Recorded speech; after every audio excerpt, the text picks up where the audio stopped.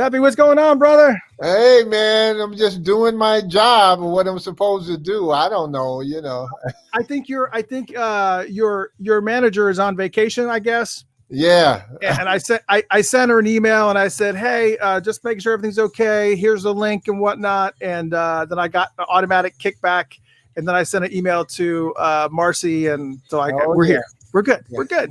We're good. All right, so we're good. So how you feeling these days, baby? I'm feeling great. We decided to put a song on.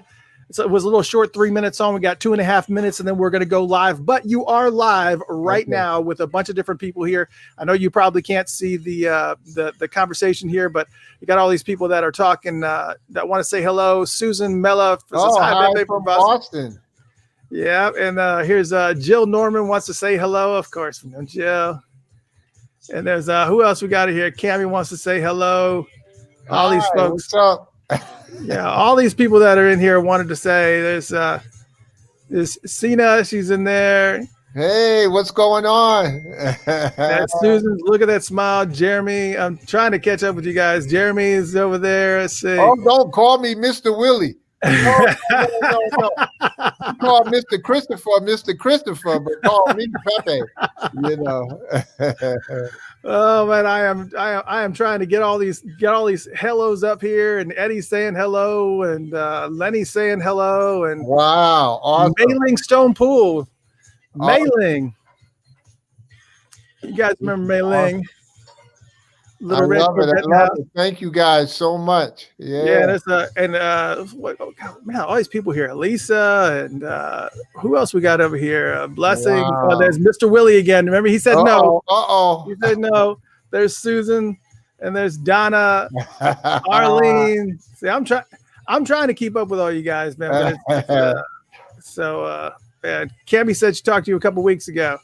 Yeah. Tanya says hello, and you got some shout outs from Prince Army Canada's here. Wow. Eva's here. Andre's here. All these folks are here. Yeah, what's up? Yeah, man, there's like tons of people. My apologies to all you folks who were saying hello, but like this scroll is going like this, and I'm trying my best to keep up with everything. Well, good to see you. It's good to see you too. Yeah. Man, I'm looking forward to it. We got some questions lined up for you. And I was trying to be provocative, but at the same time, I'm trying to kind of keep a balance. I don't want you to get in trouble. And I heard that Tony may join us at some point in time. I don't know if let's see what we got. All right, so we got 8 seconds. Here we go. I'm not gonna have time to drink anything. It's fine. All right, ladies and gentlemen, that was a quick little break there with a little bit of America, and just so we can kind of get everything situated. And it was my honor. Like he's like a mythical figure in Minneapolis for sure. And he is one of the most respected, artists and producers and just all around musicians helper, so to speak. Yeah. Mr. Pepé Willie is in the house. How are you, man? What's up, Funktopia? Is it Funktopians? Those are your fans? Funkatopians, yep, that's what they are. Funkatopians. What's up, baby? And look who's in the house. Chad Smith saying hello.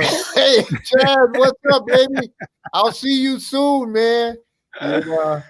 Yeah, Chad's in the house too. So we got a bunch of folks in the house, and oh my gosh. So it's it's such an honor to kind of get you on board, and until the book came out, I think I tried to reach out to you a couple of times to have you on the show, but I think you were just kind of keeping quiet and just kind of keeping on the down low. Was that intentional? Where?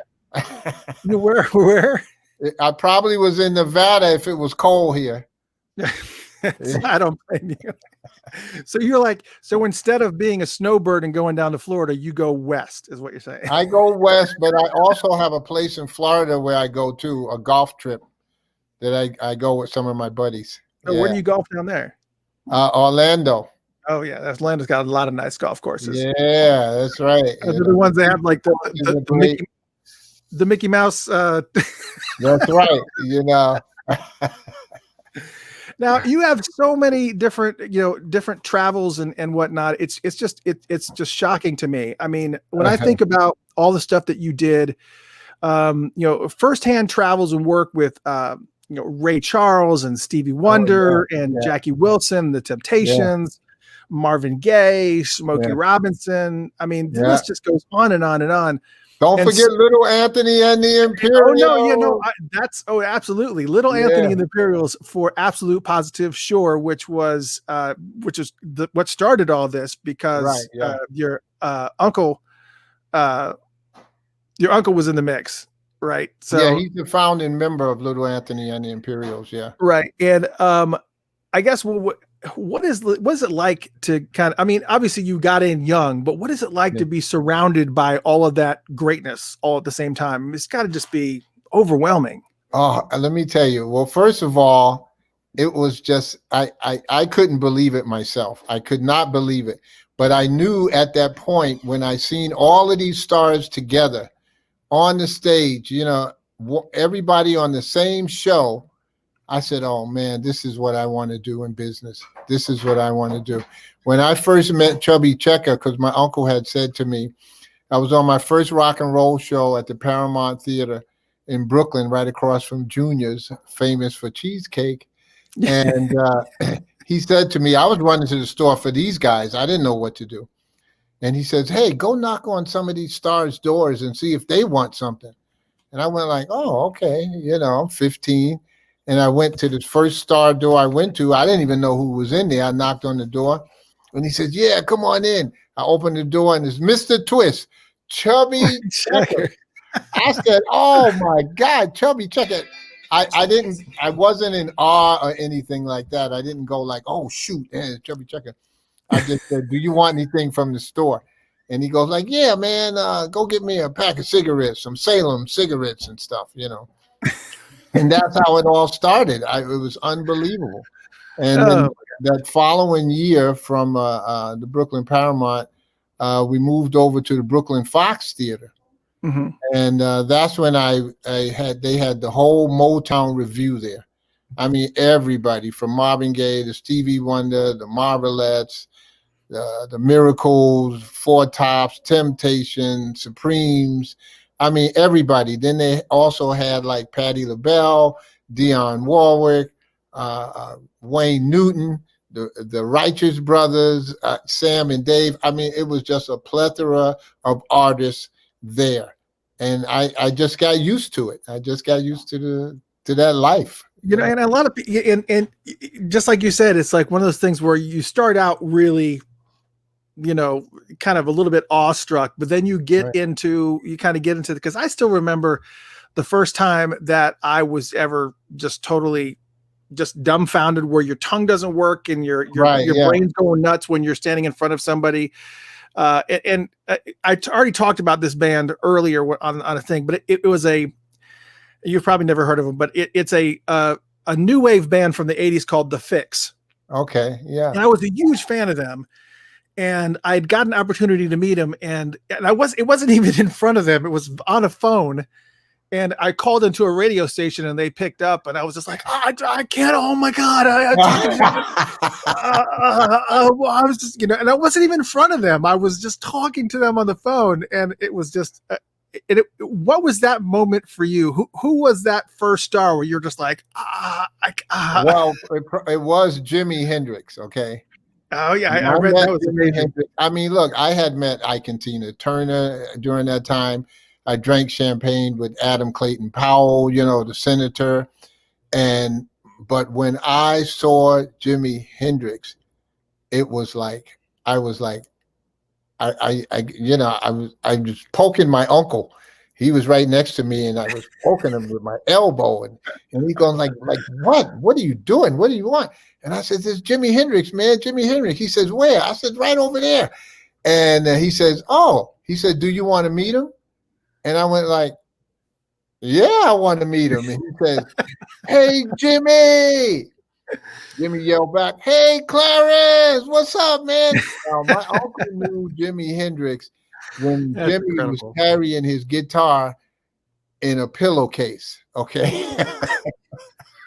Really? Those guys went back a long way. I was in awe when I met this guy. He came and he sat with us. He talked with us. And another star that I met in Las Vegas, Elvis Presley. Oh, geez, yeah. Now, And at we that were time, he was the biggest star on the Oh, planet. he was, and I've seen all of these people, all these stars in my life. And we were at the Circus. Dick Clark was doing his show there. Jackie Wilson had just finished his set, and he was getting ready to introduce the next act. So Dick Clark comes out, and he looks up, and he goes, "Ladies and gentlemen, the King." And I turned around, and I looked, and I went like, and it was Elvis. He was standing there. He had his shades on, and he had two giant bodyguards standing next to him, each side of him. And he took off his glasses like this. He just snatched them off, and he stood there like this. And I went like, He posed? He did a pose? Yeah, he posed. And in my brain, I was going like, now that's a star. Oh my gosh, that's hilarious. And I was sitting with Louise Goulet, Robert Goulet's ex-wife, and his daughter, Nikki, and another friend of mine, Andy. And Elvis comes down the aisle, and he sees Louise. And he goes, "Oh, hi, Louise." And he sat down right there. And I got introduced to Elvis, and he sat there, and he talked with us for a while. And I was like awestruck. I don't even think I said two words with him except for how you doing, that type of thing. That's amazing. He was a star. He was a star. Yeah. Yeah, because I remember in the book you were talking about meeting Jimi Hendrix, and you said that when he shook your hands, that one thing you couldn't, his hands were like huge. They and I have big hands, and his head wrapped around mine, just wrapped around mine, and that's all that I could remember. Yeah, his hands. Some of these guys, like there's a band called King's X, and the guy that plays bass in front of his name is Doug Pinnick, and he was the same way when I met him. You look at him, and he seems unassuming, and then you meet him, and he shakes your hand, and he's got these it's just huge. It's just what is going on? Unbelievable. Yeah. So, I mean, for those who are just joining us, we are joined by the illustrious Mr. Pepé Willie, who has an amazing career in music, and he was just in the right place at the right time, and just things just kind of worked well. God has plans that way. He kind of puts you in certain positions, and he puts you in front of certain people, and it just kind of happens that way, And it was just kind of one of those situations where, I had to think, for those who are not aware, you were able to get in that position because your uncle, Clarence Collins, was one of the founding members of Little Anthony and the Imperials. Correct. And have you ever thought about what your life may have looked like if your uncle hadn't pulled you under his wing? I wouldn't be here talking to you. I tell you that right now. Maybe you might. In Brooklyn, New York, Bed-Stuy, and their motto is Bed-Stuy, do or die. I would have been died. Oh man, I'm telling you. Well, I'm glad it ended up working out. A lot of people. There's a lot of people that are asking questions, and I do see all of your questions, and I'm trying to make notations of a lot of these different things, and somebody was saying, Denise here there was another question. There's a lot of questions about Prince, obviously. And people were saying, when was the last time that you saw Prince? And we could start up there.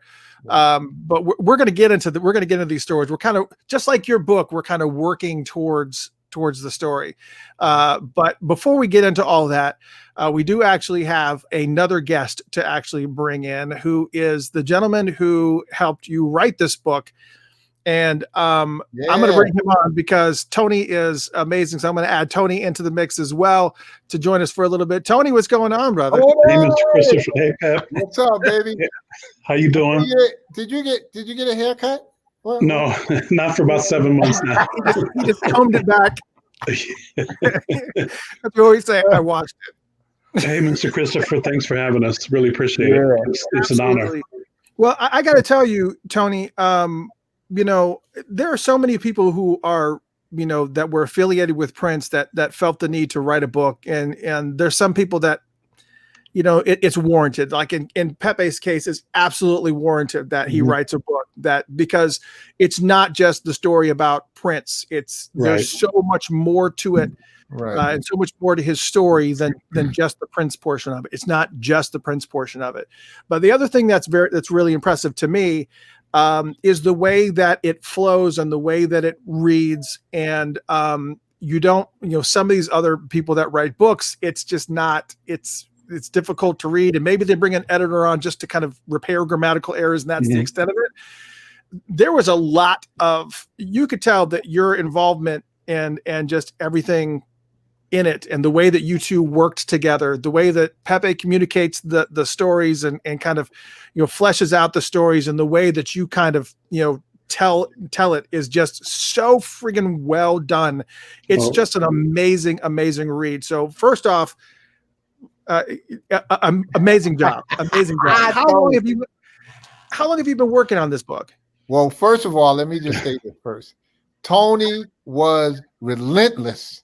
Relentless, man. I'm telling you. That's what you pay attention. Some days I didn't even want to work on this stuff, and Tony's going like, "Oh, I finished this chapter here. You better look at it." But yeah, we couldn't have did this without Tony. I'm telling you that right now. So, Tony, give me a little bit of background about. Well, first off, how long did you work on this book? That was the original question. Well, the book is really probably 20 years in the making. Yeah. When I first met Pepe, and we can get into that, that's a story unto itself. But we talked about it really not long after we met. This would have been the late 90s. Yeah. And at Paisley Park, if I remember correctly. Yeah, exactly. And go ahead and tell that story. I mean, we got time. These people are dying to hear those stories. Tell the story, Tony.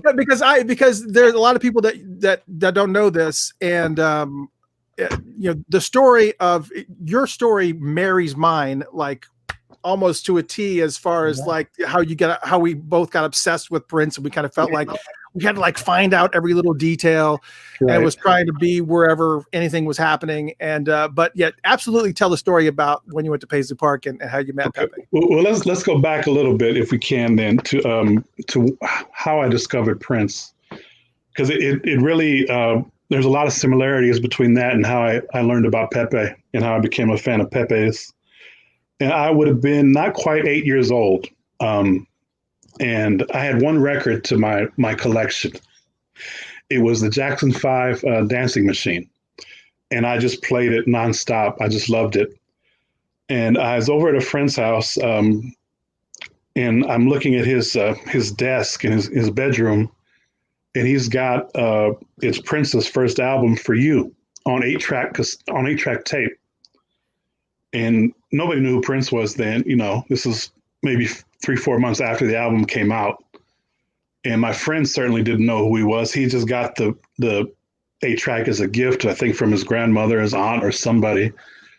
And I just remember looking at the image of the album. And I want to make sure that people heard that. I took myself out of the picture so they could focus on you and not me just sitting here. So, I don't want you guys to get freaked out, because sometimes I was interviewing, I can't remember who I was interviewing, and they were like, I need to see you on the picture frame because I think I'm disconnected. You're not disconnected. Okay. But I assumed you were there, but yeah, I'm glad you clarified it. But the other thing too is that I wanted to denote 8-track. Yeah. Yeah. Oh, Lord. All right, I'll take myself on the mix. Go ahead. Well, the funny thing about that too is in our household, we were always a generation or two behind technologically. So we had just gotten an 8-track stereo like that summer. As 8-tracks are really starting to, phase out. So it was perfect for me. But the thing that caught me about the album, again, I didn't know who Prince was. It was just something about that image, the perfectly shaped afro, with the sunlight. It's like, kind of beaming through his eyes. And I just thought that's the coolest looking dude I ever saw in my life. So on just a kind of a hunch, I just traded my friend my Jackson 5 record for Prince, For You, and took it home and popped it in. And I'd never heard anything like it. And I was only 8 or not even 8 yet. So musically, I didn't have a lot to pull from, but there's just something about it that spoke to me. So that was it. I was hooked from then on. So you jump ahead, maybe I guess it's 6 years. Purple Rain is out, and John Bream was one of the first. I think he and Stephen Ivory were the first two to write books on Prince. Yeah. And especially in John Bream's book, he talked a lot about Pepe, right? So that's how I learned who Pepe was. This would have been, again, summer, August, September, sometime October '84, whenever the book came out. So that was my introduction to Pepe. Jump ahead about 18 months, and I went to the record store one day, my local neighborhood record store, and I was looking specifically for, this was back in the days of the 12-inch vinyl singles, and Kiss was out.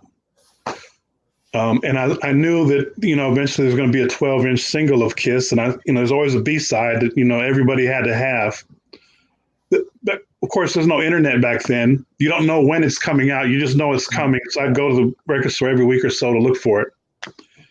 And I walk in one day and I see this vinyl record sitting there on display, and it said Minneapolis Genius, 94 East. And it's got the dove with the rose in its beak and the purple sky. So I didn't know exactly what it was, but I knew that I was going to buy it. And I did, and I took it home. And then, of course, that's, when I really began to hear Pepe's music for the first time. Wow. And became a fan right away. And over the years, more music came out.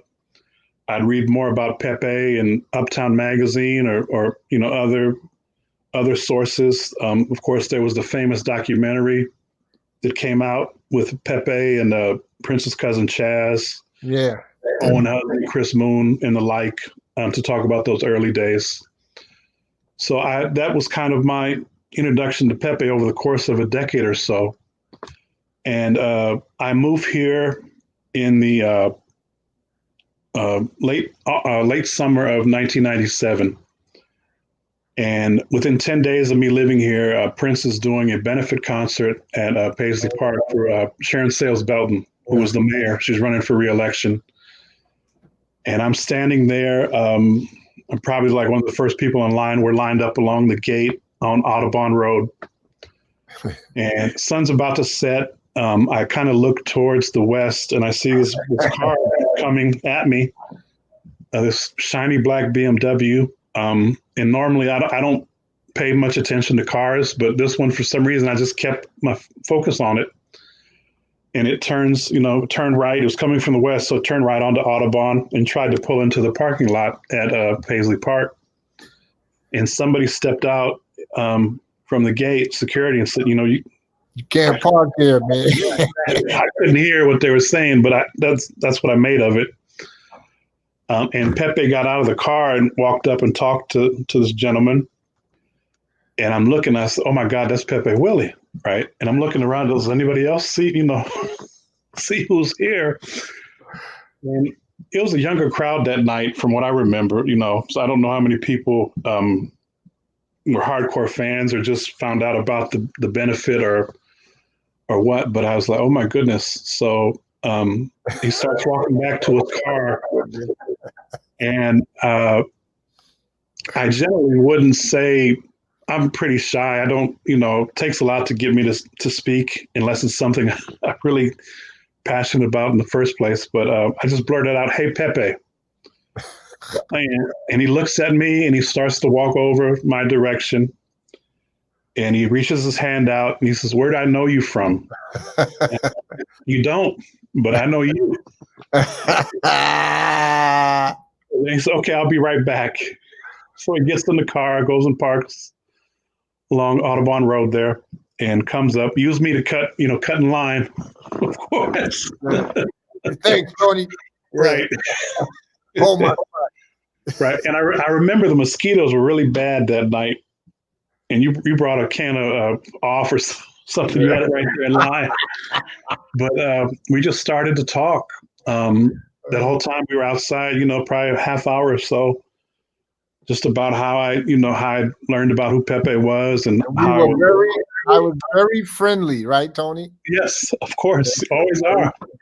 Well, and was that primarily because of the fact that you were surprised that anybody even recognized you at all? Yeah, I thought that he went golfing with me or something. Because I said, I play golf a lot, and I was saying, like, do I know you from golf? You're going like, no, you don't know me, And I was going like, well, how does this guy know me? I didn't, So I was kind of like in shock, So.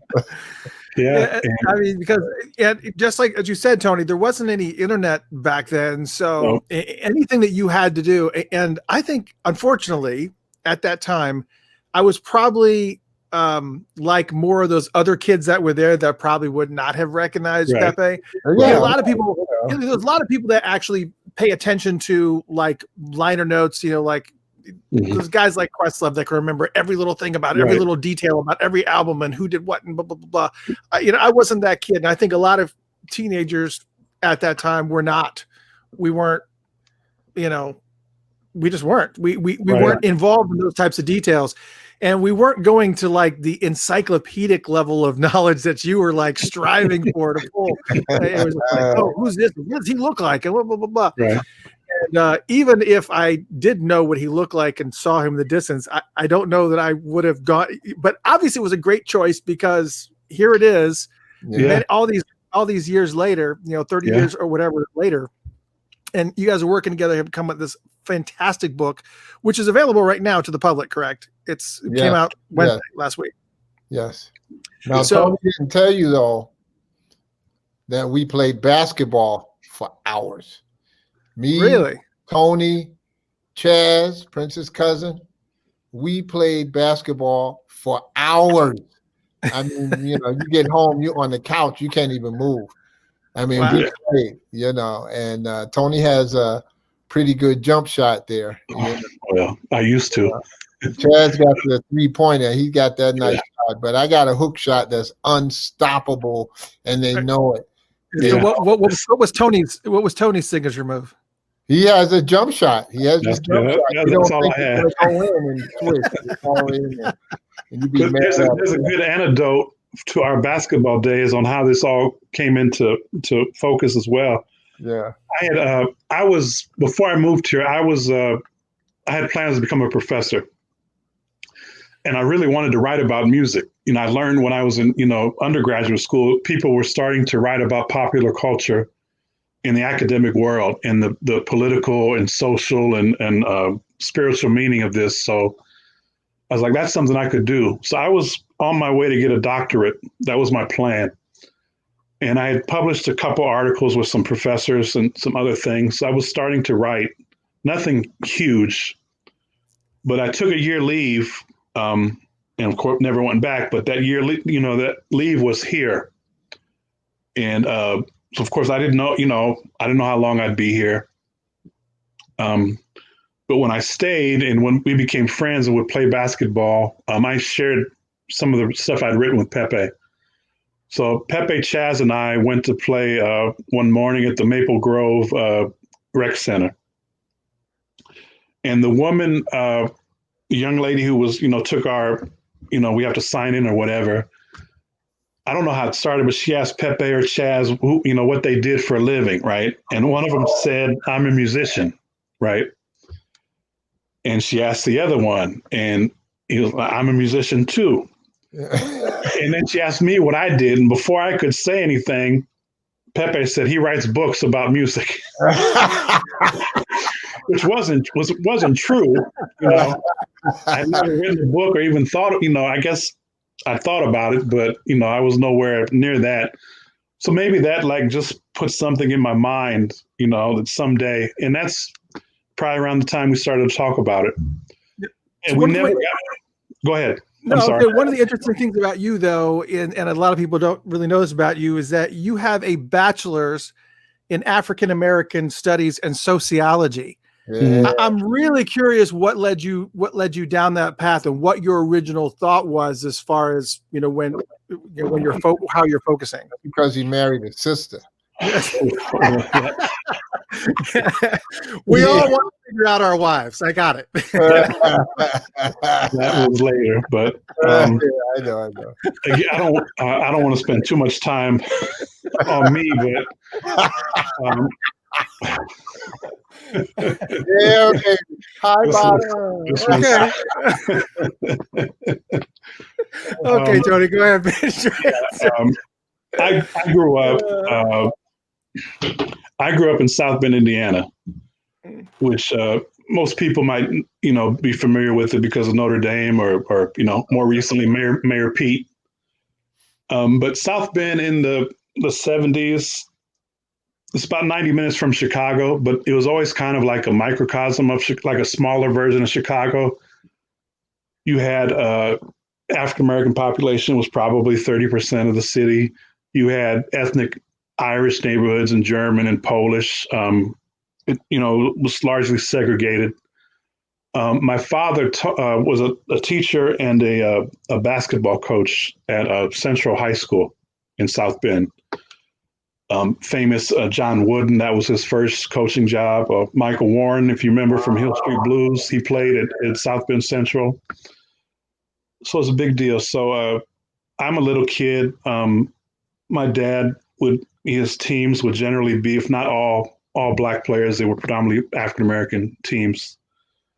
So I saw things, just being, when you're little, when you're that age, you don't think of race until somebody points it out to you.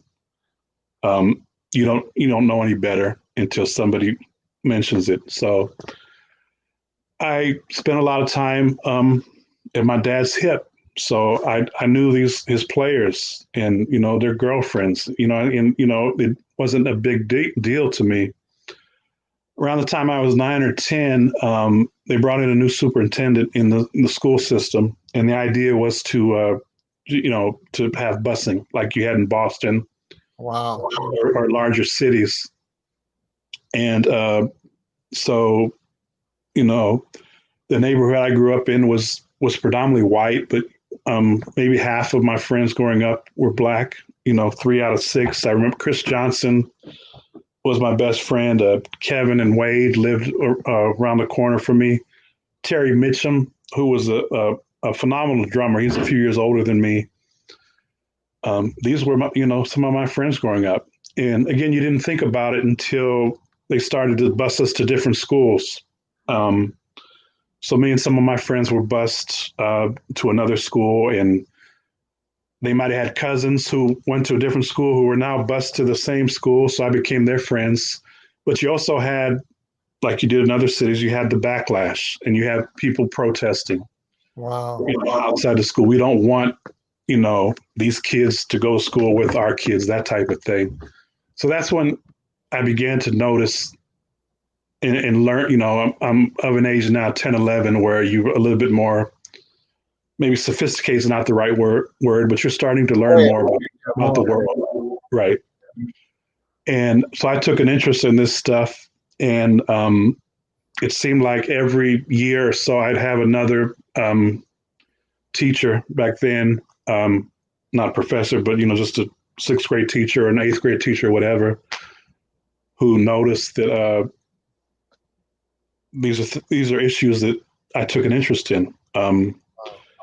And they might they might give me some, read this book or look into that. And that's kind of how all that developed during my youth and my adolescence, that interest. And I always had people that just kind of, like I said, fostered that interest and helped me build it. And that's kind of what helped, take me on the path that I traveled on. They did a good job, Tony. You did a good job.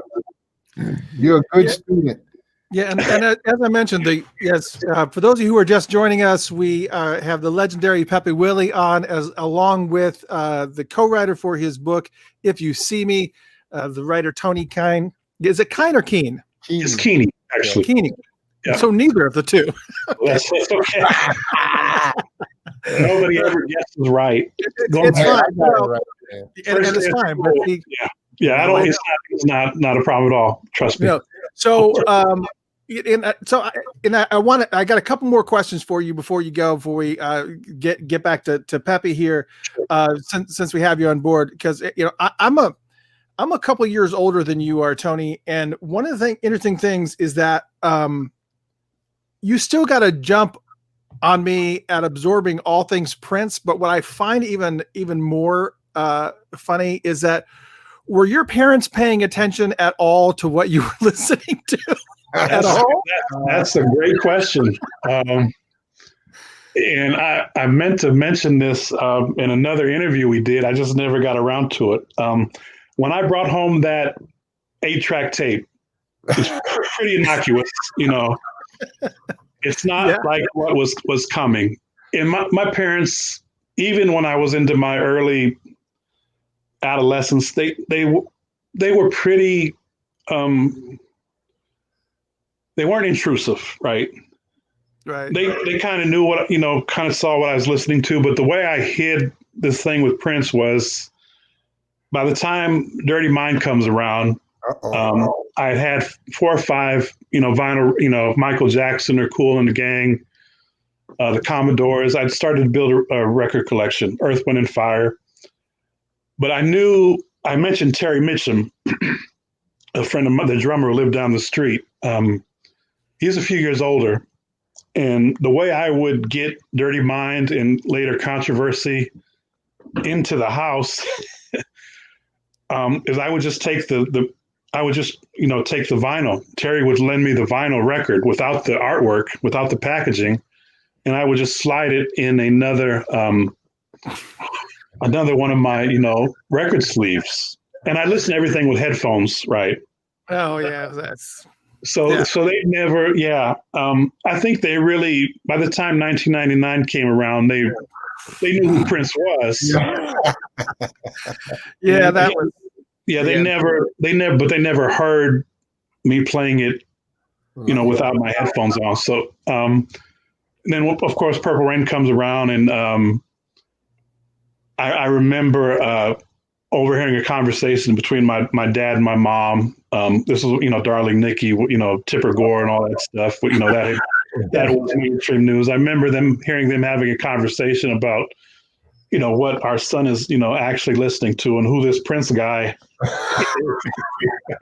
is, at least to their mind. But by that time, I'm 13, 14. I think, they kind of gave me that latitude and freedom. They did, my dad might have made a comment here or there. Yeah, you lucked out. That I recall, but it didn't, it didn't. The one thing they wouldn't let me do is go see Prince, right? That was the advantage I have, because because I was able to keep Prince on the down low. You've seen Prince live, haven't you, Christopher? Me? Yes, I have. Yes, 27 times. Oh my God! but what's funny is that my mom knew who Prince was, but she really didn't pay attention to his music. And the one time that I got in trouble for listening to music that had inappropriate things in it was something that was so innocuous. I happened to be listening very, very loudly to the Police's album Synchronicity. Oh. Right. And there's a song kind of called Synchronicity 2, where he yells, "It was a humiliating kick in the crotch." And she happened to walk in on that line. And I was just like, I'm thinking, I've got like Controversy and Dirty Mind in 1999. That's hilarious. And that's what you walk in on and gave me grief about. So I was like, okay, never mind. It's not that big of a deal. Yeah. But but before you go, I got one more question for you. Well, first off, let me share some love for you, Tony. Got some love from Blessing had a couple. He said, "Welcome to the family, Tony." Yay, Tony! Thank you. And Lenny said, "Speak your truth, Tony. I really appreciate your stories." Yeah. We got a bunch of Pepe questions. I'm saving those. So, folks, I may ask you to re-ask them later, because obviously the scroll is going. Johnny Wright says, "Powerful insight. Could listen to Tony for a long time." Yeah, Tony. Thank you so much. Blessing had the second one too. He said, "Wonderful story, Tony. Thanks for sharing." And Cammie said, "Got a home cooked meal for you next time you're in Indiana." Yes, that's always good. And of course, you got some extra work, because Denise says she's writing a book as well, and she needs a good publisher. So she needs some help organizing all those things. So that's you got a lot of love. But I did have one more question, and I know this is going to get shot down, because it's going to be a Pepe question technically. Okay. I heard about it from you, Tony, where you said that you mentioned in the Spectrum part of the book that Pepe told you a story about Love and Cup that could not be. Oh Lord! Oh, Lord. But you failed to go into details. So there's a story about Love and Cup that you did not go into details, and you said it probably could not be shared publicly. I mean, we all have like imaginations, but just curious if you would expand on that at all. It's probably not that bad when you think about it. I can't remember exactly what's going to happen then. Okay. But it was, I just mentioned that was my favorite 94 East song, right? And Pepe said, a lot of people tell me that, and that, he mentioned once, that he had lost his virginity. Yeah, right. Something to that effect, right? Yeah, I was doing a show in Chicago, right? And before I was about to go on, this guy comes up to me. He worked there because he was on stage, and he goes like, "Did you write Love and Cup?" And I said, "Yeah. Me and my friend Ike Page, we wrote Love and Cup." He says, "Man," he says, "me and my girl, it's the first time ever, in a Love and Cup." I thought it was great, Yeah, that's a fast-paced song. So yeah, man, good on him. Song that was great. He didn't say it's not really fast-paced. It's kind of laid back. It's kind of, but you could put that on repeat. Yeah, I can see it. Yeah. I can see it. Yeah, I can see it. Yeah, absolutely. So, Tony, we're going to get in here with Pepe. But what do you got going on? Again, major props for this book. Is excellent job in this book. Hats off. For those who have not picked up the book yet, please do. It is a really good read, and it's not like a short read either. There's a lot of history with Pepe. Yeah. And the way that Tony, helps to tell his story is just a great read. And I'm like 70% of the way through it, and I was just like, I was trying to finish it before we did the interview, but it's just amazing. Is there anything else that you're working on that people that are appreciative of what you're doing can follow you? I've been doing 2 Prince-related columns. They've kind of, with COVID, they've kind of died down for the moment. The Minnesota Spokesman Recorder, which is the one of the 2 African-American weeklies in the Twin Cities. I started a column there. It's been about 3 years now, called Purple Music, Musings on the Minneapolis Sound. And with COVID, they had to reduce their paper went from 16 pages to about 8. Wow. Yeah. So hopefully as things, move back to normal in the future, we'll revisit that. Yeah. And I also have been working on a column for the PRN Alumni Foundation. Yeah. Stories from the Park, where we, the idea is we take, we've done Susan Rogers, Craig Rice, Peggy McCreary, Jerry Hubbard Jr., Paul Peterson, probably 24 or so. It's myself and a couple other writers, Laura Tebert and Father Fred Shaheen, who's an Orthodox priest. Wow. Who's a Prince freak, if you can imagine that. We've been doing that together for almost a couple years now, but again, with the everything that's going on, it's just been a little different. We kind of put that on pause, but hope to revisit that. And there's Pepe and I talk about writing another book. Yeah. At some point. An amazing amount of material. So I absolutely would so look forward to reading it. Susan asked, what is the name of the book again? It's If You See Me. It is available now. They can pretty much get it anywhere, right? Amazon, any place else? Yeah, pretty much. Amazon, Barnes & Noble.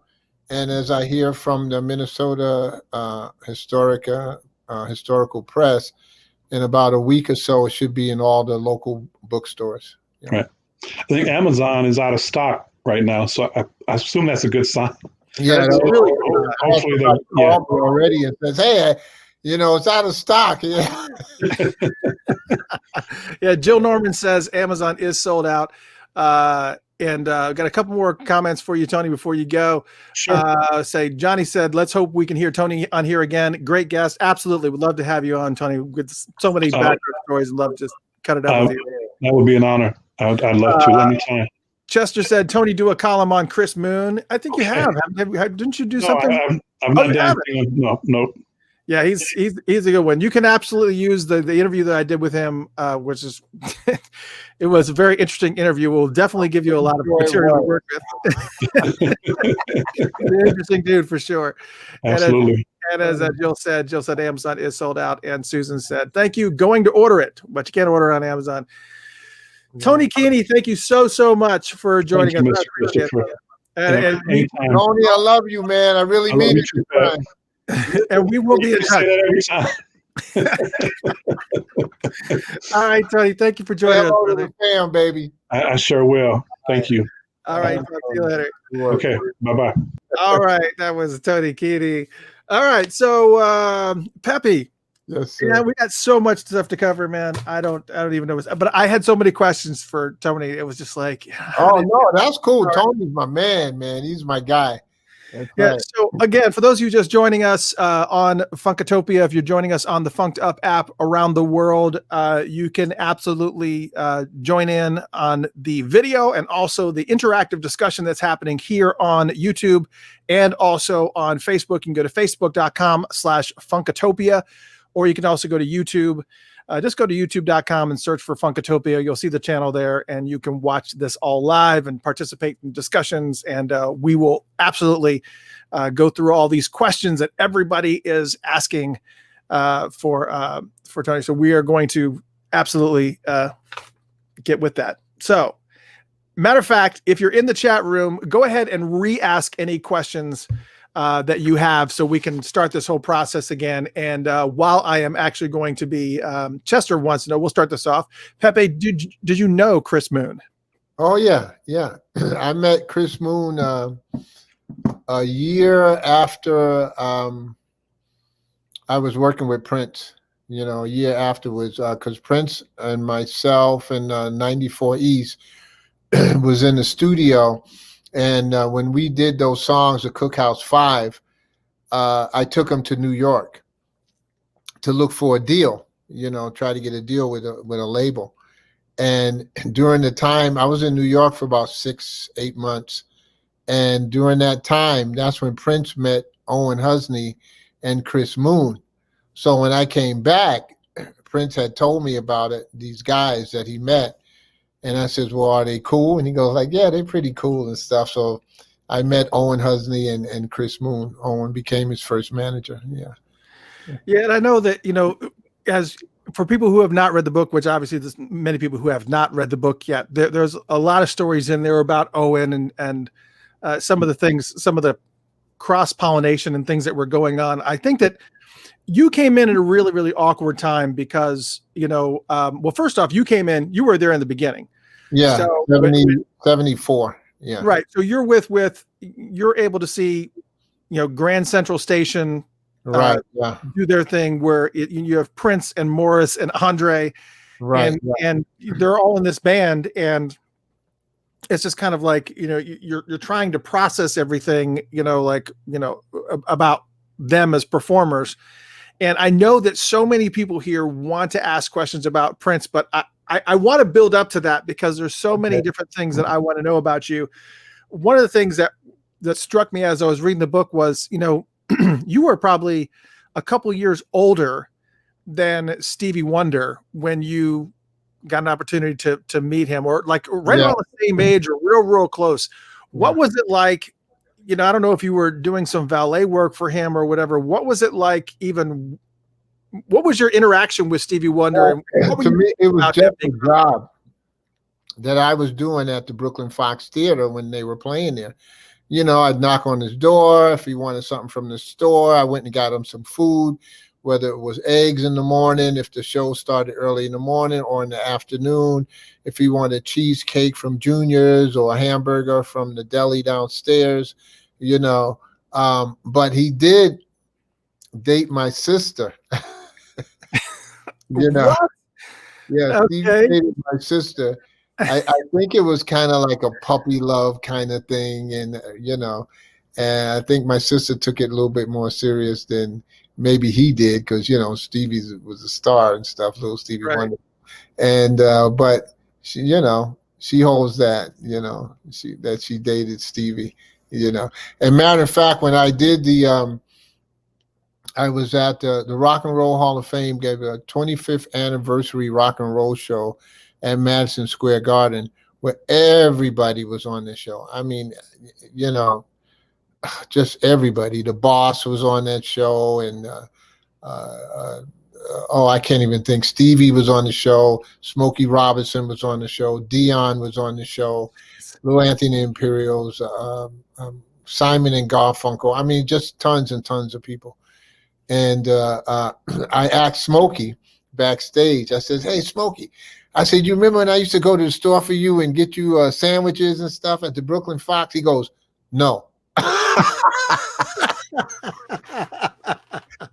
I started laughing. So then Stevie Wonder comes around, and I said, "Yo, Stevie, man, you remember I used to go to the store for you and get sandwiches at the Fox Theater?" And he went like, "Oh, wow."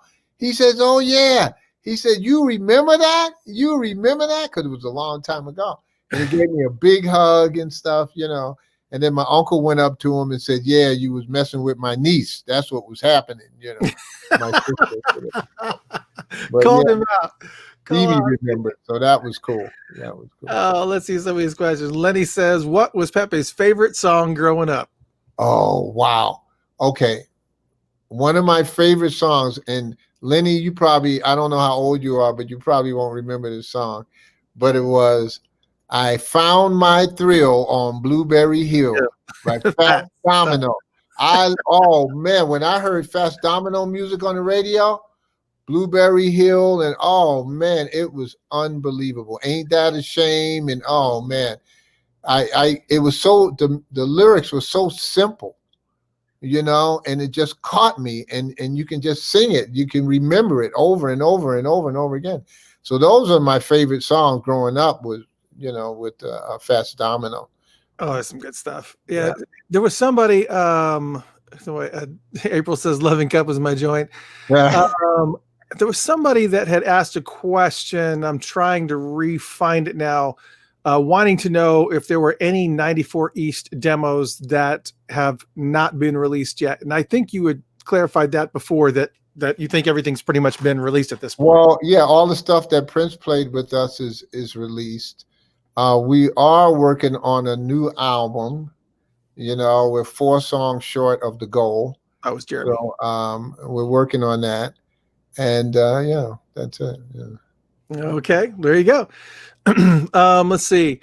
And this is kind of a funny question. Johnny says, "Does Pepe still keep in touch with Charles Chaz Smith and support the wonderful things he's fighting for? Also, when was the last time he was with Prince, and what was the occasion?" I think Chaz is in here right now, isn't he? Yeah, Chaz is my brother, baby. Let me tell you. Chaz is in here right now, matter of fact. Yeah. Yeah. I still stay in touch with Chaz and his family. You know, I remember when his kids were babies, and now they all grown up and graduating from college, and his son is playing hoops, and you know, matter of fact, I'm going to see Chaz and his family next month.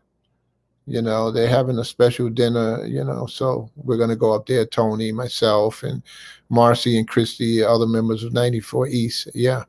And the last time I spoke with Prince probably was in 2002. And he called me up on the phone. And no, I seen him after that. Yeah, I did see him after that. But in Las Vegas, I seen him in Las Vegas at the Rio. And it was a funny story, though, but he was, Chaz was supposed to go with me to Las Vegas, and he didn't go.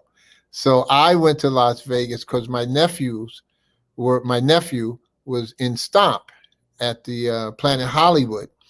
And so I went out there, and I was watching all their rehearsals. And one day he asked me, he said, "Do you want to go on another rehearsal?" I said, "Nah, man, I think I'm going to go over to the Rio and have some lunch."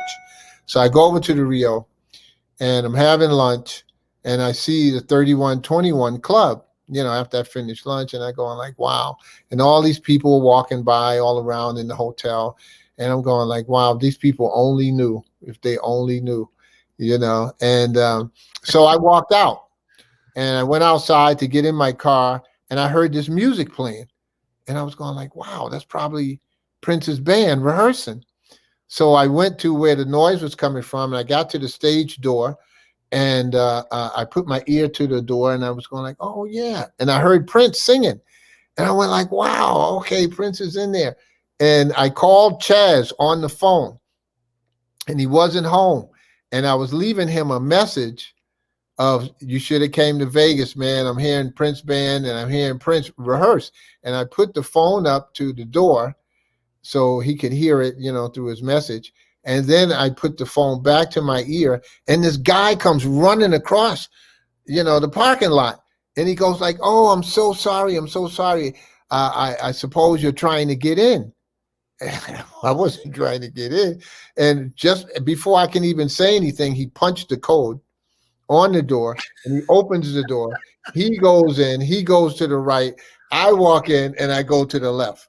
So I go to the left, and I see the stage, and I see Prince's back.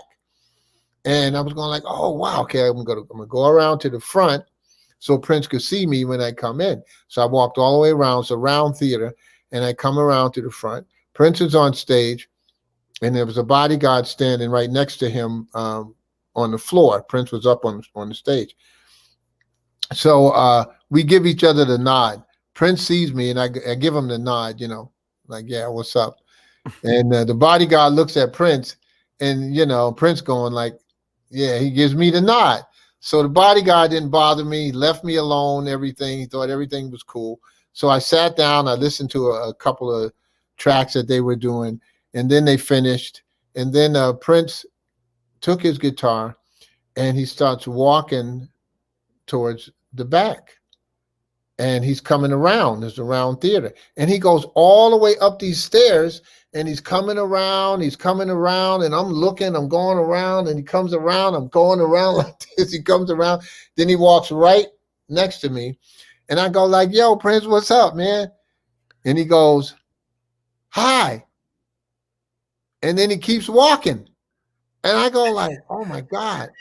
And I thought it was so hilarious, it was funny to me, and I was going like, well, maybe he didn't recognize me, what's going on, And the guy comes up to me, and he says, you got to go now. And I said, what do you mean I got to go? I'm Prince's first producer. He says, well, if he didn't stop and talk to you, then that means that you got to go. And I said, all right, okay, no worries. And I left. And I called back home in Minnesota, and I told everybody what happened and stuff, and it was crazy. And it's kind of ironic because the same thing happened to John Bream. He was in the audience and stuck out his hand to Prince, and Prince gave him a handshake and stuff like that, and just totally was oblivious to who he was and the things like that. And, I thought that was kind of sad, and maybe I thought that maybe Prince didn't want me to see him in that mind frame or something like that. And that's why he might have been embarrassed and just walked on through. But that was the second time that he actually did that to you, because in the book you had referenced going backstage and him being really just kind of flippant and kind of, you walked in and he had bodyguards on both sides of him. This was early when he obviously. Oh yeah, that was at First Avenue. That was right after during the time I was doing Minneapolis Genius, and Jesse Johnson had called me up while I was in New York, and he had said. He had heard Prince's version of Do Yourself a Favor, which is If You See Me. And he said that he wanted to record that song, and Jesse was signed with A&M during that time. So I said, yeah, go ahead. Because Prince told me that he was going to put it on one of his albums, but he never did it. And he had already did 2 other albums. So I asked Jesse, I said, yeah, go ahead and do it. I told him, I said, go ahead and do it. And then when I came back, back to Minnesota, and I seen Prince at First Avenue, and he had this bodyguard here and a bodyguard there. But I had the heavyweight boxing champion, Mike McDermott, with me. We was hanging out, and Prince came up to me, and he was kind of upset because in the first argument that we ever had, and he says, I heard that Jesse's doing Do Yourself a Favor. And I said, yeah, man. I says, I says, you were supposed to put it on your album, but you never did. What am I supposed to do? I told him, I said, look, I got to eat too. You know what I mean? And then he says, yeah, and what about Minneapolis Genius? And I said, yeah, what about it? I said, I called your management, which was Bob Cavallo, and I talked to Bob, and I said, Bob, tell Prince I'm doing Minneapolis Genius. I'm doing an album on some of the tracks that we did. And Bob is the one who told me, he said, well, I don't think Prince would want to know about this right now. And that kind of shocked me because Prince and I were like this, and it shocked me. I said, well, why wouldn't he want to know, So now we have First Avenue, and he's telling me about it. And I told him, I said, look, I said, Prince, I told your people that I was doing this album because that's how we work. I tell you what I'm doing, you tell me what you're doing, blah, blah, blah. And if they didn't tell you, I said, that's your people's problem, not mine, Right. And then he walked away, and then I walked away. And, we spoke later on. Bobby Z gave a party at his home. And so I was invited to that, and I went there, and then Prince came in, and we made up, we shook hands and hugged and all that type of stuff, and that was cool. But yeah, I had also spoke to him in 2002 when his name became a trademark. And I was talking to him, and he wanted to know about some people that was using his music illegally and stuff like that. Oh yeah. I said, well, I don't know about these people and stuff. I said, there's an album in Europe that has your picture on the cover, but my music on the inside. And I was upset about that, and then I had asked him at that time, being that we were talking, I said, let's get together, let's have lunch, let's go play some hoops, because I played a lot of hoops with him too. He was a great basketball player. And he told me at that point, he says, I don't talk to people.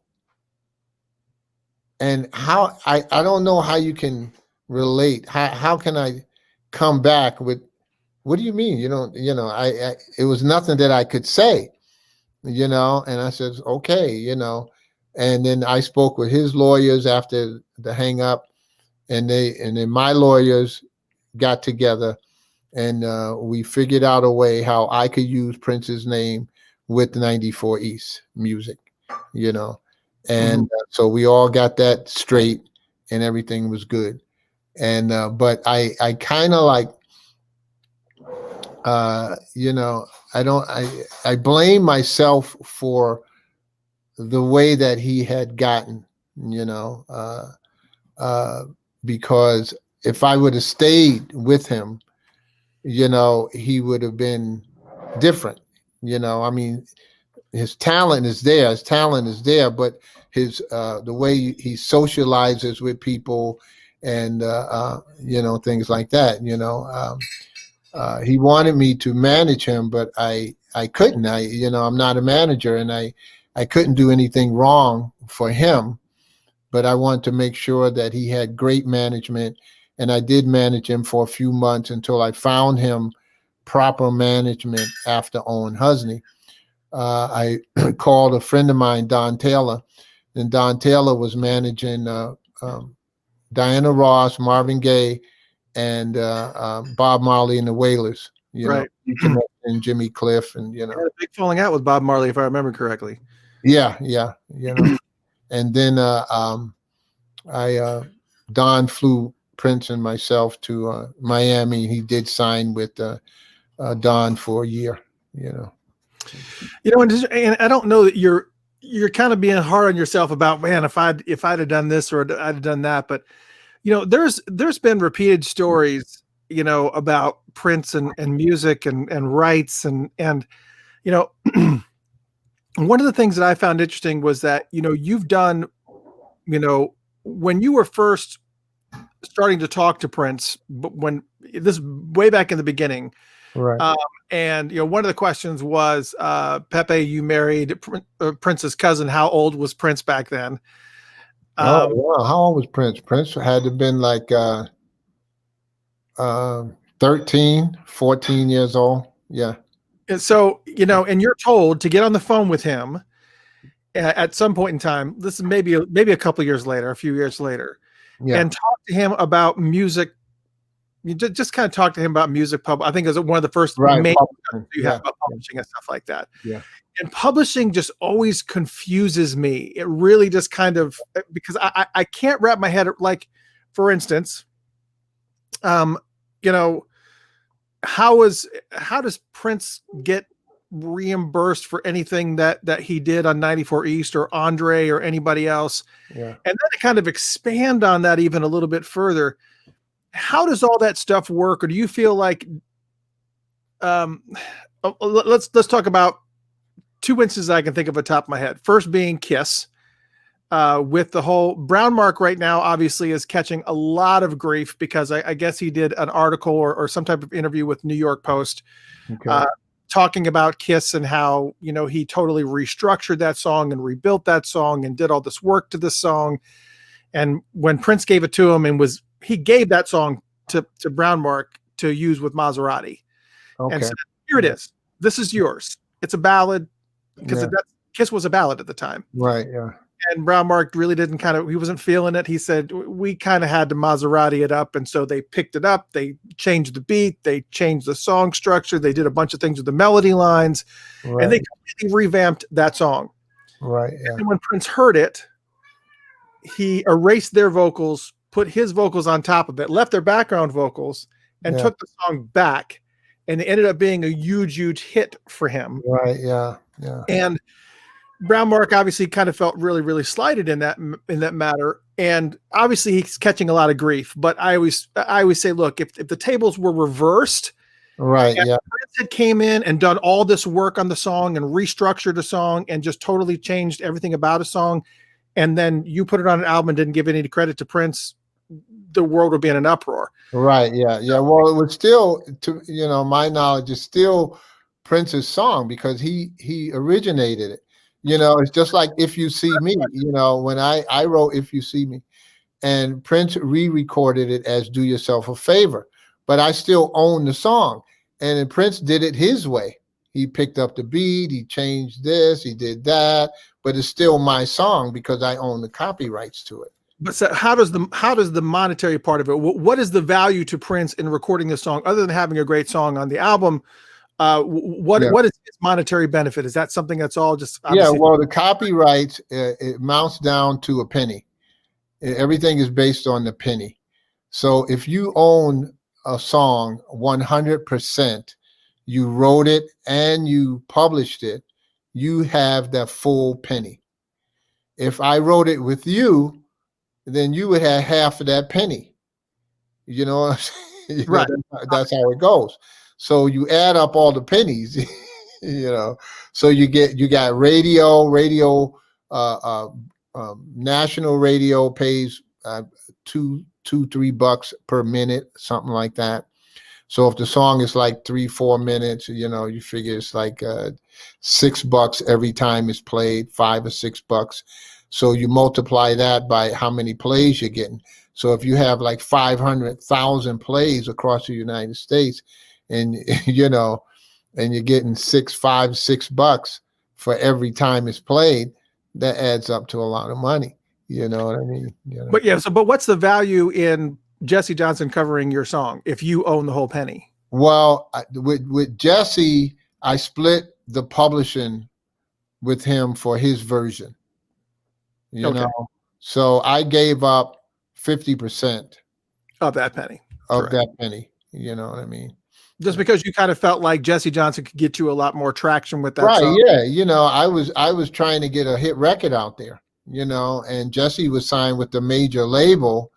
And if you can get your song on a major label, you know, out there with an artist, and he already had an album that did pretty good, his first album. And then the second album, Shockadelica, when that came out, he did really well with that. And I had a song on that album. It kind of like puts your name in the game, in the business. You know, I've met people who I've said, yeah, my name is Pepé Willie. And he goes, oh yeah, I've seen your name come across my desk. you know what I mean?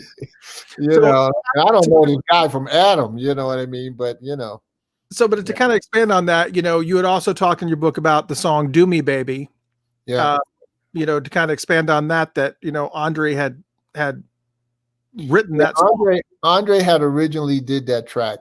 I took Andre and Prince to New York to record for the Imperials. Anthony had left, and the Imperials wanted some tracks. So Tony Sylvester from the Main Ingredient, Everybody Plays a Fool, song. Yeah. Oh yeah. Called me up, and I said, look, I got 2 musicians that can do all the stuff. You don't need nobody else, and he trusted me on that, and he flew us to New York. So each of us had to have a song. I had If You Feel If You Feel Like Dancing. Yeah. And Andre had Do Me Baby, and Prince had some other song. I can't remember the song he had, but then later on, Prince puts out Do Me Baby and claims it. Of course, Andre was upset about it, but if you have to copyright your music, to all these young musicians and artists out here, when you write a song, before you let anybody listen to it, copyright it. Go to the Library of Congress, get the forms in. You can do it online. Copyright the song, the way it is, and you can re-copyright it after you mess with it a little bit more, doing like sound recordings. But the main thing that first thing that you have to do is copyright the song, and then you're kind of safe, and if anybody records it, hears it and records it, and they put it out, don't get upset. Just let it go, let it sell. Right. Yeah. Let it sell. And then you can say something. Hey, I wrote this song. Here's the copyright, whatever. But, I don't think that Andre had wrote the song, and, Prince did, so. So that kind of brings me, I just have a few more questions, because I want to respect your time, but I just had so many questions for you, because again, when I started this, for those just joining us, we were talking to the amazing Pepé Willie, who was there from the very, very beginning with Prince's career. And I mean, you're just a legend. So I absolutely want to take advantage of this time. And I don't want all the questions to be about Prince, even though a lot of people want that, but let me just say this one thing. It's like when Prince and I started, Andre and Morris Day and all this, and then Prince broke away, and the thing with Prince and I was like a marriage. He was like my little brother, and everything that I asked of him, he did. Everything.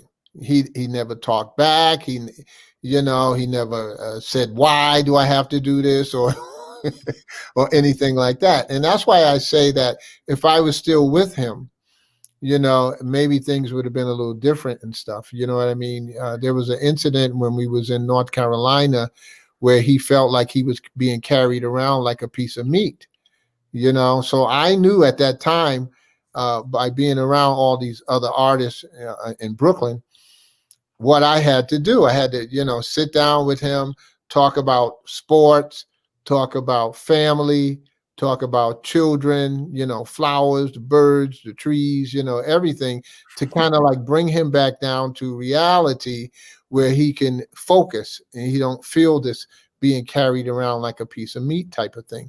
And so he got it, he got it. He calmed down and everything. So I thought at that time that he would, use that formula if he started feeling like that again, that he would use that formula, get with his friends, get with his family, talk to kids or whatever, that he would bring himself down. But when he did go there again mentally, there was nobody there because he was the boss.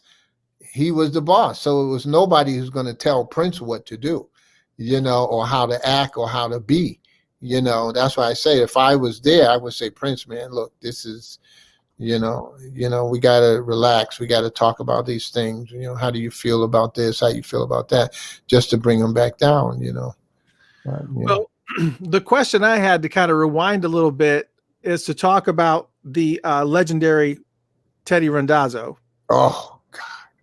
So for those who don't know who Teddy is, he is a world-renowned songwriter. Pretty much, you know, he was kind of in like Prince in a lot of ways, is that when he wrote, he was in connection with how people would react to music. He knew music theory. He knew how to construct a song.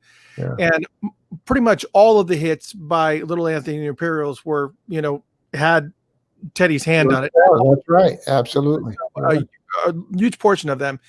And he was also your mentor.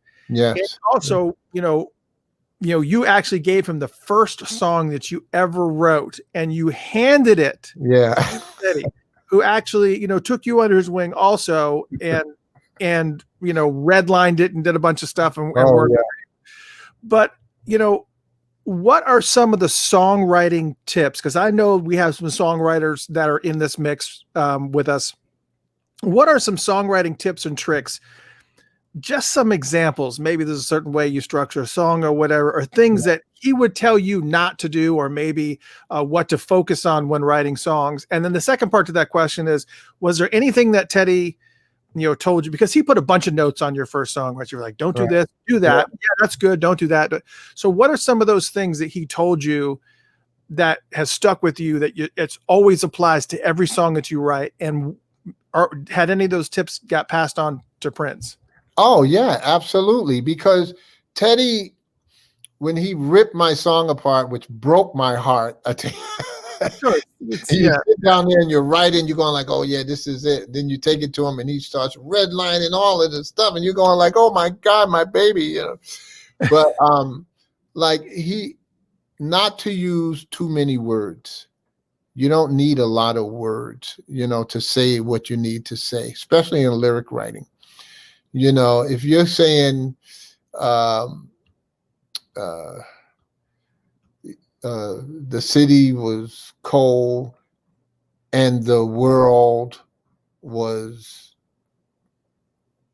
tame, something like that, he would say the city is. He would say he's like the cold city. The city is cold. Yeah. the world, instead of using and the world was, he would say the world is, instead of using a lot of and the, that type of thing. You can critique yourself by, you can say the same thing, but you can just eliminate certain words, where it gets too wordy, So he taught me that. And by the next time I came to him, he was redlining less and less, I mean, he was awesome guy. And what are some of those tips or things or stuff that you passed on to Prince and just said? Well, because they had wrote songs while he was in Grand Central that were like 5 minutes long, or even longer, And I was going like, wow, during that time in the 70s, you didn't have that much time. Records on the radio at that time were 3 minutes, 30 seconds, something like that. So you had to have this formula, that you use, that when you finished the song, it was 3 minutes or 3 minutes and 30 seconds. The intro, first verse, the hook, the second verse, the hook, a bridge, back to the hook, and you can vamp out. If you have another verse, you can add another verse. It all depends on how long you want the song to be. But usually if using that formula, you'll come out with a 3 minute, 3:30. Now it's longer now. You can have longer songs, But then it was only like 3 minutes, 30 seconds. Yeah, if that, because I know a lot of songs like 2.5 minutes sometimes back then. Jeremy asked, do you see the Grand Central demos ever being released? Grand Central demos? I don't know. That's up to Andre. I don't even know who owns those tracks, that they did. I don't know. the funny story that had me in stitches was when you had, been all over and you come to see Grand Central for the first time. And apparently there's a bunch of stories going on about you before you've even walked in the door and met anybody. Yeah. And you go into the room and everybody's just kind of watching you and eyeballing you. And tell that story about exactly what happened, what was going on there. Because my father-in-law, Eddie Mandeville, had a ski club, skiing and everything. I never skied before. I'm from Brooklyn. But, I managed to get me a ski outfit and I went skiing and I learned how to ski a little bit, after falling a few times.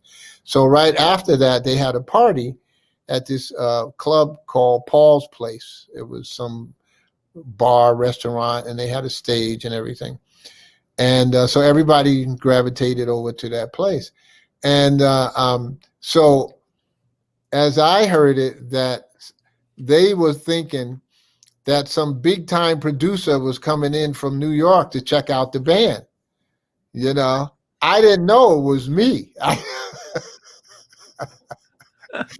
I had no idea. So now I'm listening to the band and stuff, and I really wasn't paying them that much mind, because I had no idea, that I was supposed to do this or anything. So I'm listening to the band. I'm going like, wow, these guys play good. And I see Prince. I go like, hey, man, how you doing? And, he's playing everything. But Morris Day's mom, LaVon, was their manager. And she was sitting by herself, and I looked over at her and she was just staring at me.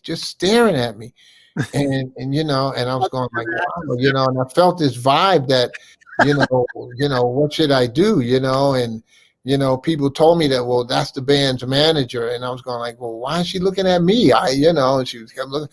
So I felt obligated to go over there and say something, so I went over there and I says, hi, I'm Pepe. She goes like, yeah, I know how you are, and I said, I really like the band, they play very well. And, I guess I would like to work with your band. And she says, okay, great. And she started setting up these rehearsals at her home up in the attic. And I just felt obligated to go there, and, listen to the band. And I knew what to do, but it wasn't on my mind to go up there and try to produce a band or, do anything for them. But it worked out, and their first rehearsal, I talked to them about the length of their songs, and we worked together for, at least 6 months, and I had asked Prince if he had ever been in a recording studio, and he says no. And I says, well, good, I'm in the studio now with my band, come and play with us. And I gave him a tape of 5 songs, and he learned it and then came in the studio with us. I booked the time, he learned it, and we went in the studio. Later on, we took Grand Central into Cookhouse. I think they went in twice. They went in with me, and then one time they went in again with Dale Minton, who was the owner, of Cookhouse. And the time that they went in with me, Dale had said that they play their cover stuff better than they played their original stuff, So then they had to go back to the drawing board, and then they went again, but I wasn't around then at that time. I probably was in New York or something. Well, I just think it's just so funny how, you kind of walked into the scenario without even knowing that you were. I know, but another thing is like what I like to get out of the book is like, what you say can change your life. What you do and what you say can change your life. Because we were at my uncle's group, Little Anthony and Imperials, were playing at the Copacabana, the world famous Copacabana Club. And Sammy, one of the Imperials, comes into the dressing room, and I'm taking his jacket. I give him a towel to wipe the sweat off his face. I'm hanging up his uniform. And he says to me, who's that girl in the waiting room with the green eyes? And, just out of the blue, I go, oh man, that's my girl. You didn't even know her. I didn't even know her, but he had good taste in women. And I just thought that, well, these guys can't have all the girls, let me go out here and see if I can find me somebody. And so I went out in the waiting room, and I was looking at all these girls in the waiting room, and I'm looking for this girl in the green eyes, and I go, oh, there she is. And I go and I sit down and I talk with her, and and it happened to be Prince's first cousin, Chantel. So you look at that scenario and you go, well, what would have happened if Sammy came into the waiting room, in the dressing room, and said, who's that girl out there in the green eyes? And I go like, I don't know. that history would have been gone too. You would have never, right? Everything would have been totally different, So, but God had other plans for me, I guess, So yeah, he did. And I mean, the 94 East sessions had, I only got a couple more questions. I know there's some other people that are asking questions here, but in 94 East sessions had a lot of people going in and out. A good friend of mine, Marshall Charloff. Oh, Marshall. I love Marshall. Yeah. So Marshall Charloff is in, for those who don't know who Marshall Charloff is, he plays guitar and piano, and he's also does Prince impersonation with the band Purple Experience, and he's been on the show. He's done a lot of things, but he also had mentioned that he was involved in 94 East, which I had no idea. What was his involvement with 94 East? Well, okay, I mentored Marshall also. I met Marshall as a teenager, and he was so impressed with Prince's stuff, so he wanted to hang out with us and everything. So he hung out with us. I produced a few songs with Marshall, but they never went anywhere because it was just. It's kind of hard to get out of the spotlight of Prince. Marshall is like Prince, man. He's like, he's dedicated, and he just works so hard, and if I ask him, we're in the studio and he's playing bass and on a track, and I go like, oh, wow, that was good. I said, that was good, Marshall. Let's just do it one more time. He goes, why?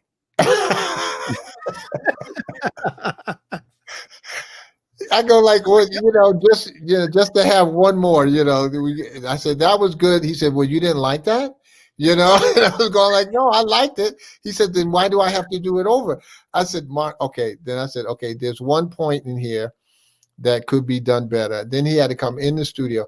Then he had to listen. Then he goes, okay, I hear what you mean. Then he goes back and he does the bass track. But he did that with every instrument. And it was wearing me out, man. I'm telling you. I love him dearly.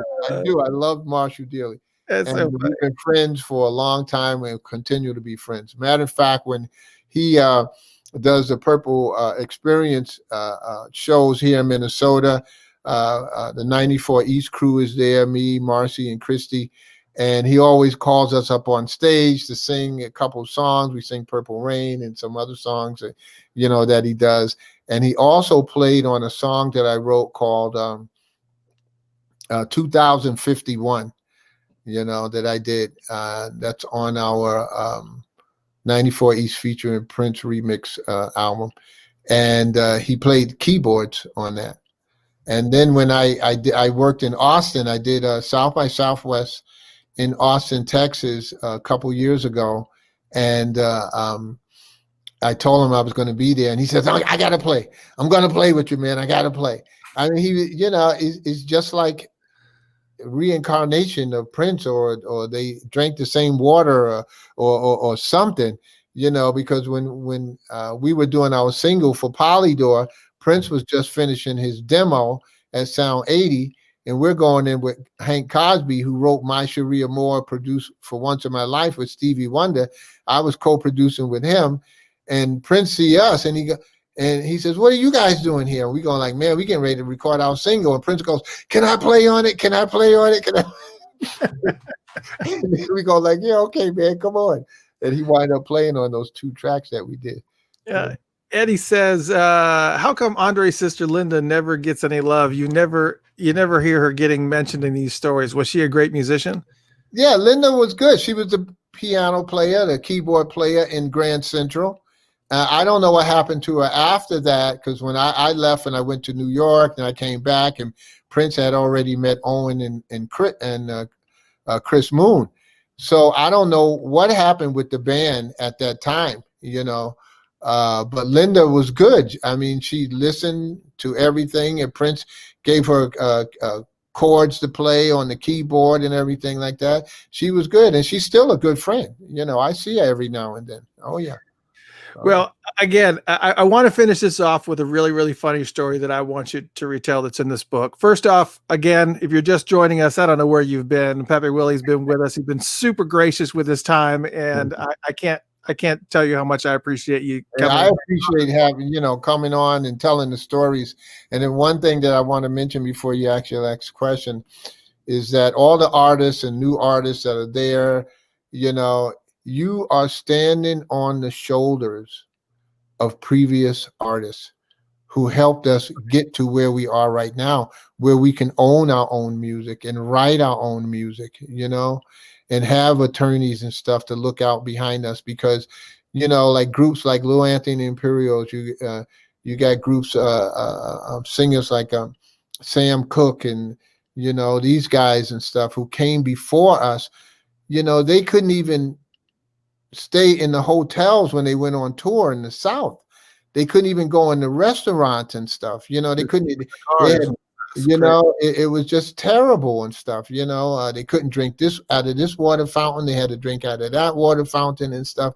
And I needed these new artists that are coming up. Don't take this for granted, because there's people who have suffered for us to be here.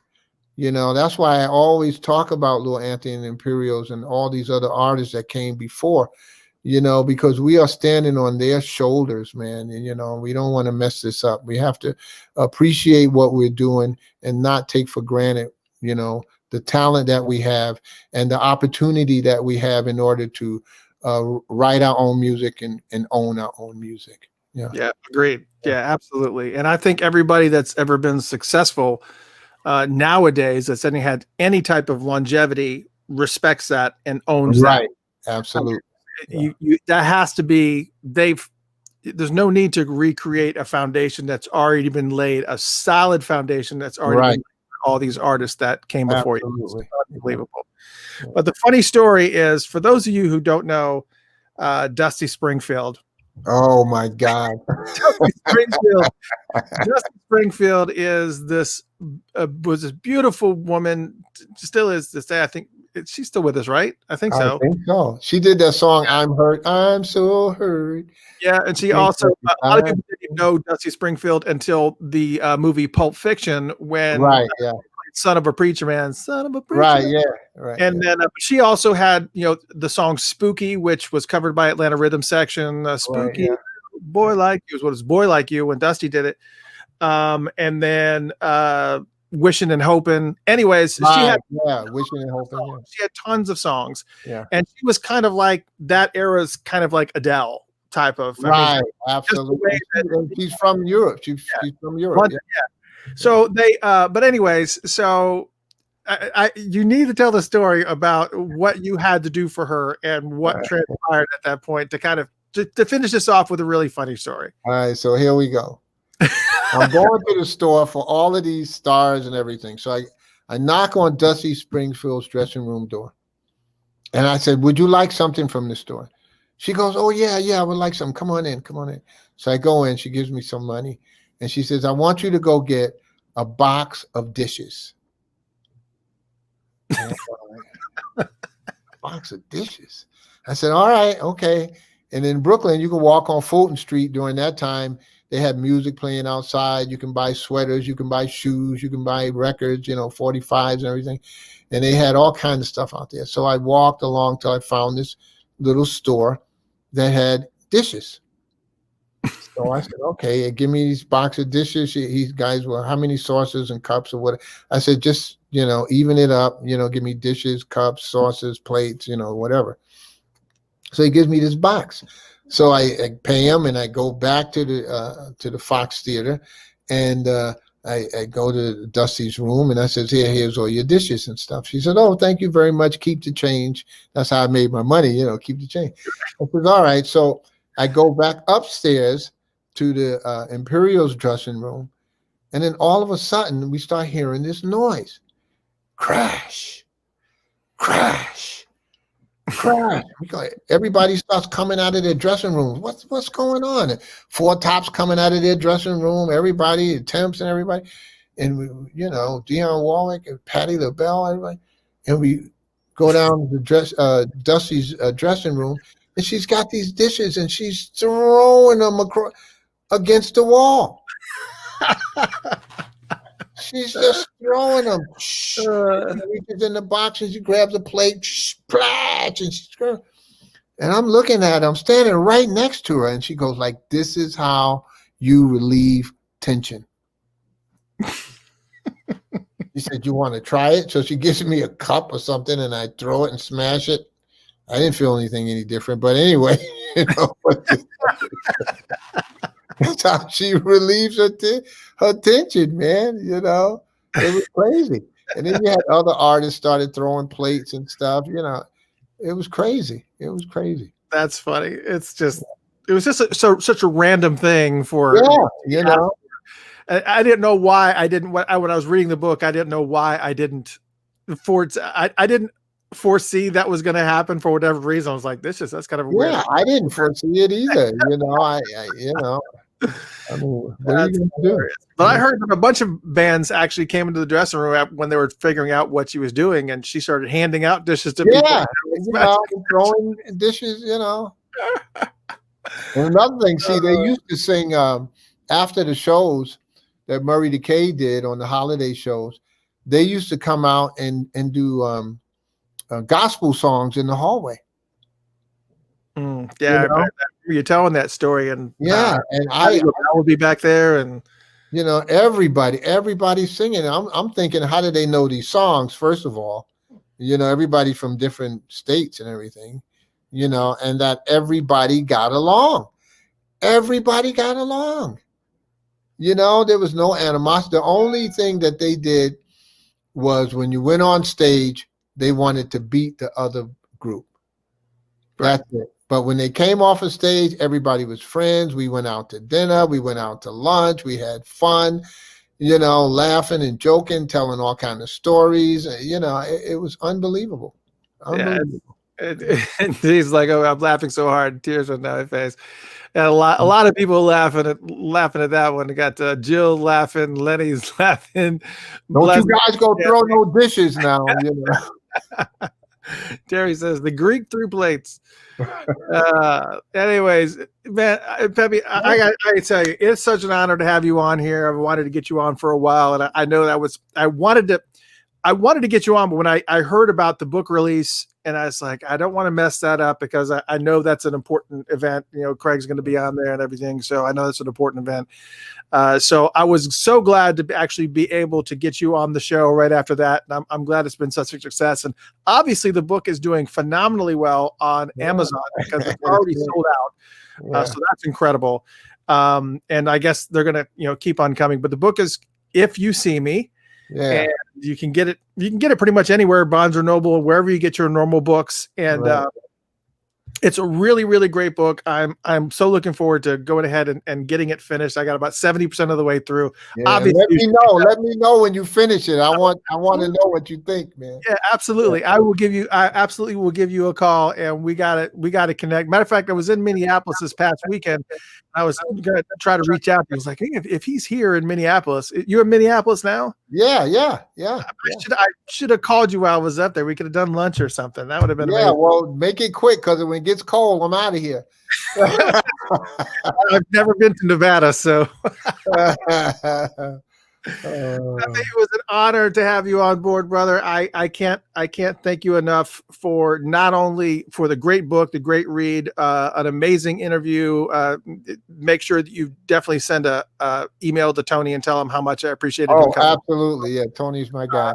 Send my love to Chaz too, but also I would be beside myself if myself, along with everybody that's here, didn't thank you for all the work that you put in helping to establish that foundation for Prince and getting him a launching pad and kind of getting him and bringing him into the world. Yeah. I can't thank you enough. And thank you. I thank Funkatopia. It was so great to have you on board. I can't thank you enough. And thank you, Mr. Christopher.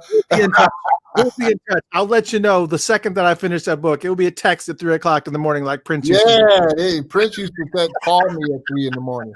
I'm done with it. I'm done with it. Yeah. Prince used to call me 3, 4 in the morning talking about, I finished that song, Pepe.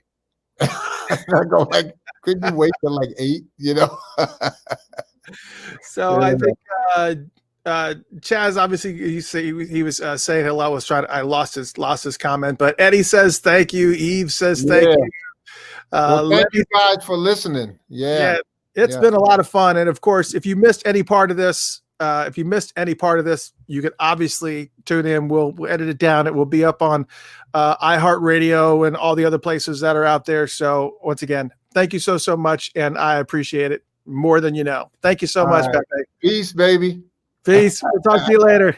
All right, baby. All right. Bye-bye. Get some rest. Yeah, all right. Got to get some rest now.